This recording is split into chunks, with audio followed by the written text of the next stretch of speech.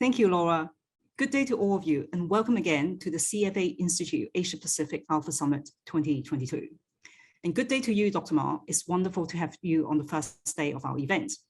We have a lot to talk about, so let's dive right in. Now, I'm going to start with a question on the G20 Sustainable Finance Working Group, of which you are the co-chair. One of the key achievements of the G20 Sustainable Finance Working Group in 2021 was the G20 Sustainable Finance Roadmap. The roadmap sets out clearly the priorities of the sustainable finance agenda, with key actions to be taken by countries as well as a range of public and private institutions. Now, I know it's a significant piece of work. It's taken many years to get to this point, and it forms the cornerstone of global policy strategy in managing sustainability issues. And what's most incredible about this piece of work is the amount of international coordination and collaboration that went in to make it happen. And since its release, it has received a tremendous amount of support and endorsement.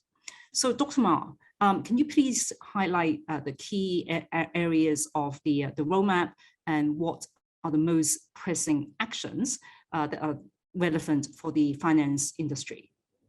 Thank you. Thank you, Mary, and I'd like to thank CFA Institute for inviting me to join this important event. G20 started to discuss green finance issue as early as in 2016. As many of you probably know, that China was the presidency of G20 in that year, and China kicked off the G20 Green Finance Study Group.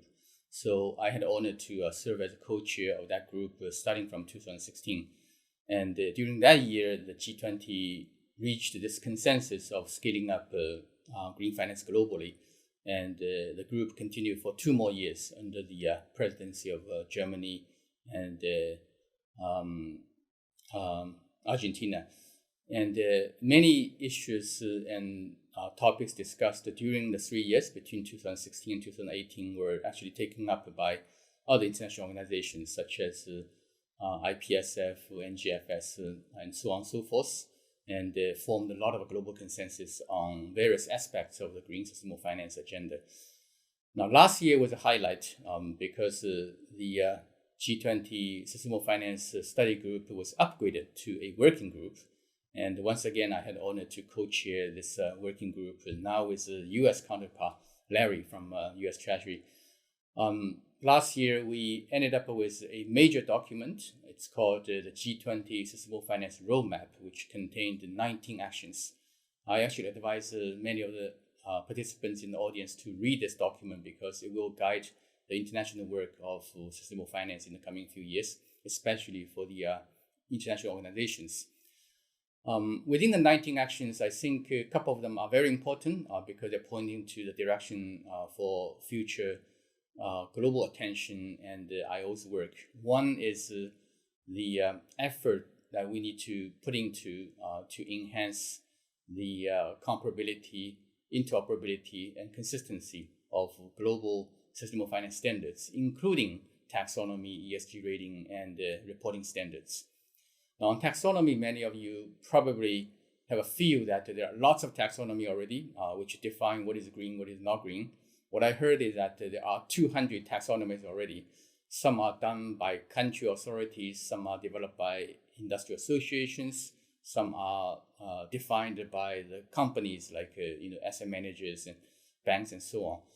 Now, this means that there are too many standards defining green or sustainability in different ways may lead to confusion in the market, which could increase the problem of greenwashing, market segmentation, and increasing transaction costs.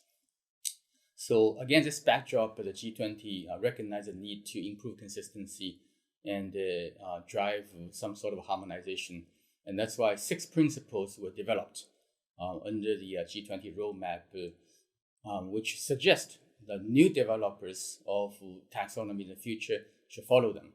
For example, the new taxonomy, whoever is developing them, should make sure that the activities included in taxonomy will support SDGs, and these activities should not harm any of the sustainability goals. Now, the second key topic is the G20 support for ISSB, which is called International Sustainability Standard Board. That's a new body was just set up a couple of months ago to develop an internationally consistent set of reporting standards on sustainability. Again, this is largely because there are too many reporting standards, principles, and frameworks, which may also lead to confusion in the market. Just imagine if an international fund manager managing a portfolio of, let's say, 30 stocks coming from many different countries, and each country have a different reporting standard. They interpret indicators differently and use different interpretation, different indicators and different data. And with different quality, it's going to be very difficult for the fund manager to interpret and compare the ESG information across different countries. That's why consistency is important in improving market efficiency and facilitating green capital flows across countries. And the third topic, which I feel very importantly discussed in the G20, is the transition finance. Because a lot of activities which are currently high carbon or carbon intensive, they need to be converted into low carbon and zero carbon in the future. But they are now without much financial support, because a lot of financial institutions are afraid of participating in the activities conducted by carbon intensive company for fear that they may be labeled as greenwashing. This is a problem of our current green and sustainable financial system, which means that we need to focus on how to mobilize transition finance, but with a better framework, which means that we need transition finance taxonomy, disclosure requirements, instruments, and specific incentive for transition activities. The last point I'd like to mention on the G20 roadmap is biodiversity. In the past, we have focused a lot on environment, such as pollution prevention and carbon reduction. But increasingly, I think more international organizations and central banks are looking to act on protecting biodiversity and also measuring the impact of loss of biodiversity on financial stability. And that's why the G20 also reflected this growing consensus. And we said in the G20 document that in the future, taxonomies, risk analysis, and disclosure should all cover biodiversity-related information. Thank you, Dr. Ma. One of the things that you just said that resonated most with me was that even though accounting rules are set within national borders, capital is actually cross-border. And this highlights the importance for there to be a set of consistent rules across different geographies, because that's how investors are looking at investment opportunities. So staying with the themes of cross-border investment and institutional investors for the time being, we heard at COP26 that the Glasgow Financial Alliance for Net Zero has committed $100 trillion for the net zero transition. It's an enormous number, and it will be great if it can be delivered. So the expectation is that institutional investors will have a key role to play in ensuring efficient capital allocation. From your perspective, what are your expectations for institutional investors in their contributions to towards net zero and decarbonization? Well, GFANS provides a good framework for banks, insurance company, asset managers to move towards net zero.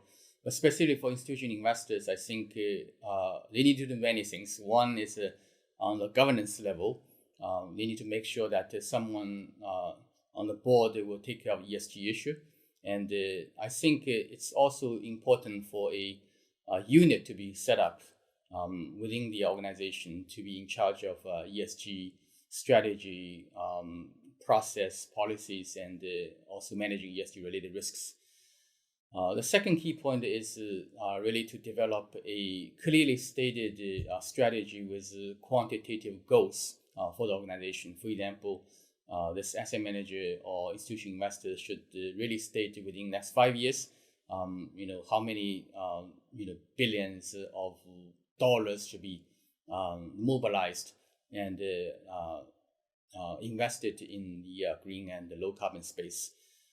So with that goal, you can translate into specific policies internally to allocate resources towards that goal. Now, the other important aspect is really the integration of ESG principles into various aspects of the investment process, due diligence process, decision making, and post-lending or post-investment monitoring, and so on and so forth. Of course, there are many, many methodologies. I guess CFA Institute is teaching, right? These things, like whitelist and blacklist and ESG, index. And its application and so on and so forth. A very important aspect is risk analysis, which in fact NGFS has been promoting. I was actually in charge of a publication under the Central Banks and Supervisor Network for Greening the Financial System. And that publication came, I think, about 2 years ago, which I edited. It's called The Methodology of Environmental Risk Analysis, Case Studies. And that book was as long as 600 pages, contained all kinds of climate and environmental risk analysis models used by different institutional investors, banks, and academics. I think these methodologies should be employed more widely among institutional investors so that they can quantify the future risks arising from their exposure, for example, to carbon-intensive sector, to polluting sectors, and so on and so forth. And also disclosure is a key. Following TCFD recommendation now, I think it's becoming a major part of the ISSB work, which I just mentioned. We will have a framework, internationally consistent framework for guiding disclosure, including for guiding institutional investors. As an asset manager, you should be reporting in the future your carbon footprint and how such carbon footprint is declining over time. And of course, including risk analysis results, as I just mentioned as well. Excellent. Thank you, Dr. Ma. I want to change lanes a little bit and talk about developments in the region and in China in particular. So China obviously deserves a lot of attention because it is critical to the success of the global decarbonization push. Now, we know that the green finance sector is booming in China. So what are some of the policy and regulatory initiatives that are galvanizing the sector, and what more can be done to scale it up further? As some of you know, China launched its green financial policy framework as early as in 2016. At that time, we already has what I call 4 pillars. Number 1, taxonomy. Number 2, disclosure requirements. And number 3, policy incentives. And finally, a suite of products. But in the last 1.5 years, this system was moving towards sort of a refinements to be more in line with carbon neutrality goal, because China announced its 30-60 goal, namely achieve carbon peaking before 2030 and carbon neutrality before 2060. So against these new goals, a couple of things were done recently. One is to refine the taxonomy, especially the green bond taxonomy. The central bank removed the previous what we call clean coal technology from the green bond taxonomy to ensure that the new taxonomy contain activities only consistent with all environmental objectives, including carbon neutrality. And the second major effort is the climate risk analysis requirement. The central bank in China required 21 banks to conduct stress testing on climate risks. And currently they are required to analyze exposure and also future credit risk arising from exposure to coal-fired power generation, to steel and to cement sectors. But I think in the future, the coverage will be expanded to many other carbon-intensive sectors. And methodology-wise, I think they will begin to use sort of more international practices. As so far, the methodology is largely focused on stress testing against carbon pricing. The third thing the central bank did was to publish a guideline on environmental information disclosure for financial firms. For example, Governor Yi Gang was saying that we will introduce mandatory requirement for all financial institutions to report environmental climate information. A framework level guideline was issued already, but there's a lot of work to be done to introduce more specific guidance on indicators and how to calculate such indicators and so on and so forth. I believe in the not very distant future, the banks will be able to report carbon intensity of the assets, and that's, I think, a key of the carbon neutrality implementation by the financial sector. Another effort is to introduce additional incentive to the financial sector. The most important new development is the introduction of the decarbonization facility by PBOC. The official name of that is pretty long. It's called the Carbon Emission Reduction Facility. I call it decarbonization just for short. This facility is to provide low-cost funding through the commercial banks to low-carbon projects such as renewable energy, industrial decarbonization, and the CCUS. The way it operates is that the banks will go out and lending to these projects. Then now they take the loans back to the central bank and saying, I've done the lending and you reimburse me for 60% of the outstanding amount that I lend to the corporates for these projects. And the central bank will give them funding for the 60% at a rate of 1.75%, which is much lower than the market. That's a fairly aggressive incentive and very sizable operation relative to many other central banks' green instruments. The other point I'd like to make is really the result of all these things, taxonomy, disclosure, incentive, risk analysis, is a booming green finance market in China. Last year, green loans went up 27% year on year by September last year, which is like 17 percentage points faster than the overall lending growth. And green bond issuance in mainland China went up 170%. So it's a massive growth rate. And I think high growth rates will continue for many years. It is wonderful to be hearing about all these various initiatives and how they're working together to deliver the objective we want. And many investors are actually very interested in the developments in the green finance sector, and they're trying to find ways that they can participate. And I just want to follow up with a question on the carbon market. We know that the China carbon market was rolled out in mid-2021.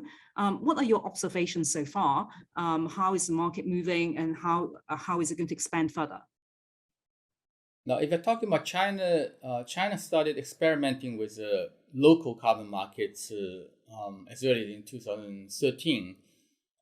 There are 7 regional markets, including the Guangdong carbon market, which is actually the most liquid among the 7.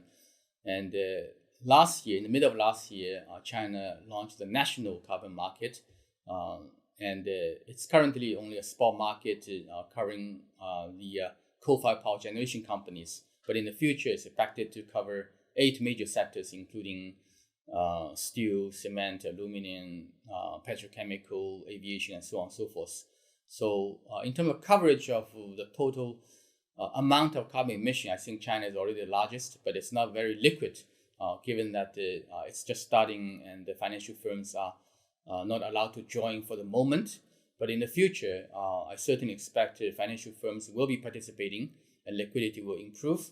And also there are discussions on opening up of the carbon markets for foreign investor participation, including possibly through Hong Kong to build a carbon connect mechanism, which is sort of linking the international market towards the domestic Chinese markets.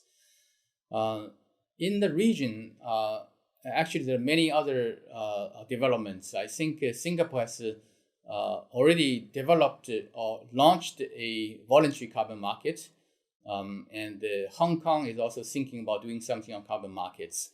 For example, regulators in Hong Kong been saying that they were studying, in fact, Hong Kong been setting up a working group to study the feasibility of creating a unified Greater Bay Area carbon market, which will include Guangdong and Hong Kong, Macau.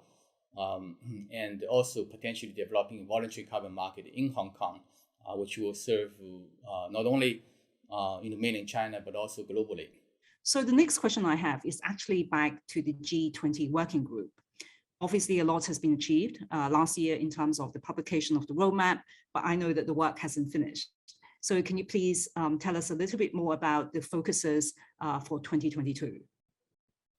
Yeah, for this year, the G20 presidency is Indonesia, and I, as a co-chair, representing China, and Larry, co-chairing from the US side, already had a conversation with the Indonesian presidency in the past couple of weeks, and we're about to launch the first official meeting of the G20 Sustainable Finance Working Group for this year.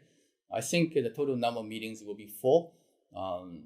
Leading up to the summit. And during this period, we're going to work on 3 major topics. One is on developing a transition finance framework, which I mentioned earlier. That framework should include elements such as taxonomy, disclosure requirements, financial instruments, and incentives. And also we should take care of the social impact of transition, which means that some transition activities may lead to unemployment, and we need to be able to measure such negative impact and come up with options to mitigate such impacts. Another key topic is on the affordability of sustainable finance in developing countries. That's something I think many developing countries, including Indonesia, are very concerned about because so far, developing countries, green finance is facing a problem of high cost and sometimes with lack of availability. That's why instruments such as MDB's de-risking facilities need to be better applied, and also capacities for developing countries to develop their domestic green finance markets need to be enhanced. So these are type of issues which we'll be discussing this year. The third major topic is on policy levers, namely what kind of policy incentives such as fiscal policy, emission trading system, and so on could be used to incentivize the participation of private sector capital in the green finance space. Excellent, thank you. We have time for one final question. And again, I want to change gears a little and talk to you about talent development in the region.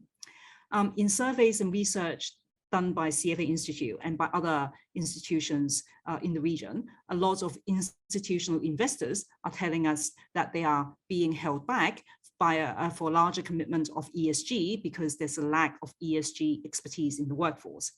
So for the members of audience that are out there today who may be aspiring to become a sustainability professional, or for those who are hiring a team, what suggestions or advice would you give them? I totally agree with you that talent development is going to be a huge task going forward for the green finance market. Just to give you a few stories, in China, back in September last year, I hosted this Green Finance Committee annual meeting. And we discussed a lot of things on green finance, including tools and methodologies and products and so on. And this meeting attracted 400,000 participants online. And back 7 years ago, when we had the first Green Finance Committee meeting, there was only 100 guys participating. So it's a massive increase of interest in knowledge related to green finance, and certainly indicating the need for further capacity building and training activities.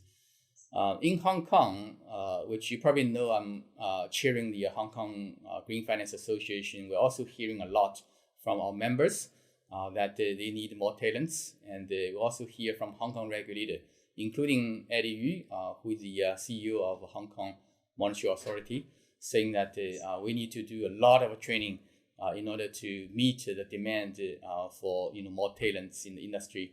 And that's why recently the Hong Kong Green Finance Association is discussing options on how to introduce educational program.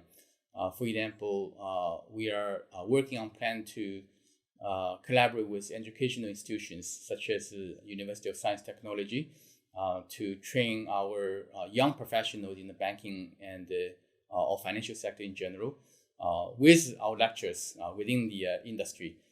So we both have supply and demand for the training, and we will develop platform for offering such programs. And the other thing we're thinking about within the GFA or Green Finance Association is to develop internship program. A lot of students who wants to come into the industry to do green finance, and the major banks and asset managers, they want people to help, right? That's why we're talking to the government on possibility of having government to subsidize such internship program. Maybe not the anti-salary, could be half of them, so that we can incentivize more participation from the student body into the industry and begin their career from green. Of course, CFA is already in this space. We would love to explore options to collaborate between Hong Kong Green Finance Association and the CFA Institute on training and capacity building programs. Yes, we would love to have that conversation, and we would be delighted to be able to partner with you on future events and to contribute to professional training initiatives. So that concludes our discussion today. Thank you, Dr. Ma, for your insights and for your time. We look forward to seeing you again soon. Thank you. Bye-bye. Thank you, Mary. Thank you, Mary.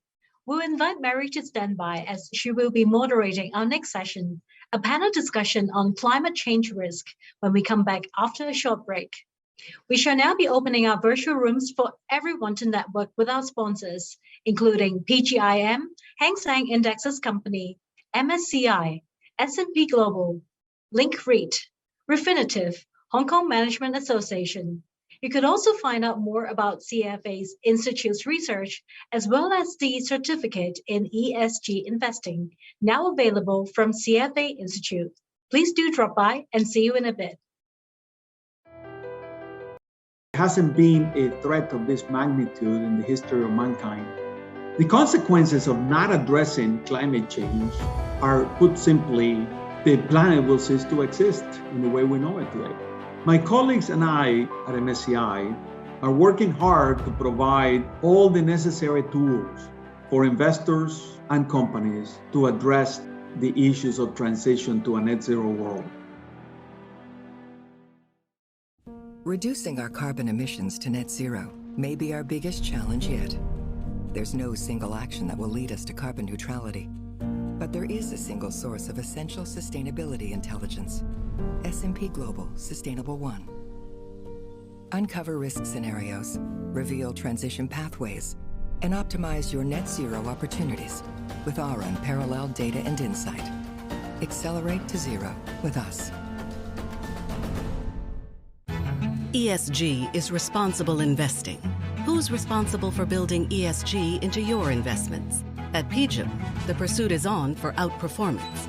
As active investors to out-deliver with customized strategies, integrating ESG best practices into our investment decisions. As asset managers and fiduciaries to outserve with our commitment to better ESG outcomes. Join the pursuit of outperformance at PGIM, the investment management business of Prudential. At the recent COP26, world leaders are determined to tackle climate risk and promote sustainable investing.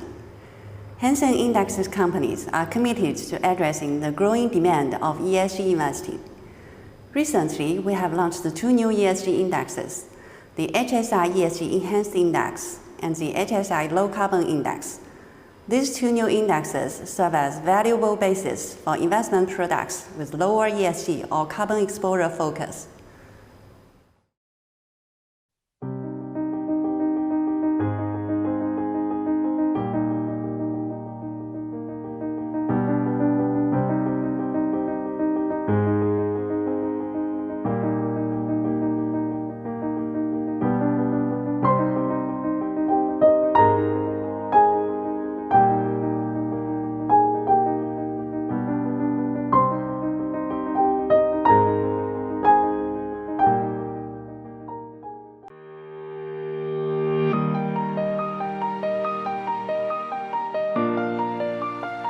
At LinkREIT, we strive to link people to a brighter tomorrow through our investments and projects, connecting people everywhere to a brighter future.